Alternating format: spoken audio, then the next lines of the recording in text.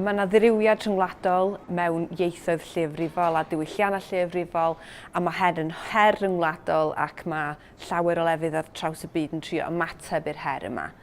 A mae Cymru'n digwydd bod yn enghraifft da iawn o hyn, achos dros blynyddoedd diwethaf mae Llywodraeth Cymru wedi dod i fabwysiadu nifer o strategaethau iaith gwahanol, ac ers y flwyddyn diwethaf wedi bod ar nod o geisio dwblu'r nifer o siaradwyr Cymraeg i filiwn erbyn y flwyddyn 2050. Yma yn adran wledydd rhyngwladol Prifysgol Aberystwyth, da ni'n gwneud gwaith ymchwil sy'n trio ymateb i'r sefyllfa yma, ac ar y cyd efo Prifysgol Caeredin wedi sefydlu'r rhwydwaith i edrych ar y mater yma.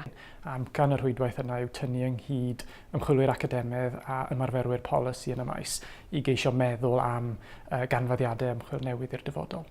Mae yna gwestiynau'n codi ydy enghraifft, ydy polisïau iaith yn cael eu cynllunio mewn ffordd sy'n cydnabod y ffyrdd mae pobl yn magu plant, y modd mae teuluoedd yn gweithio ac y graddau mae rhieni yn gweithio. Oes angen newid y ffordd da ni'n meddwl am gynllunio iaith o'r herwydd?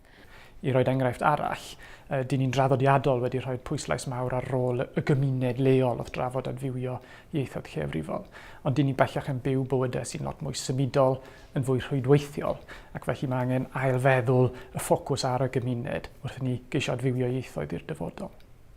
Ac felly, dros y 19 mis nesaf, mae rhwydwaith yn mynd ati i gynnal trafodaethau efo academyddion a ymarferwyr o ar draws Ewrop i adnabod sut yn effeithiol mae mynd ati gynllunio iaith mewn ffordd sy'n ymateb i'r traws newidiadau yma.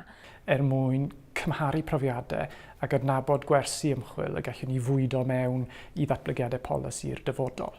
Gan gynnwys y nod o wireddu'r targed o filiwn o siaradwyr Cymraeg yng Nghymru, ond mae'r gwersi'n berthnasol y tu hwnt i Gymru hefyd.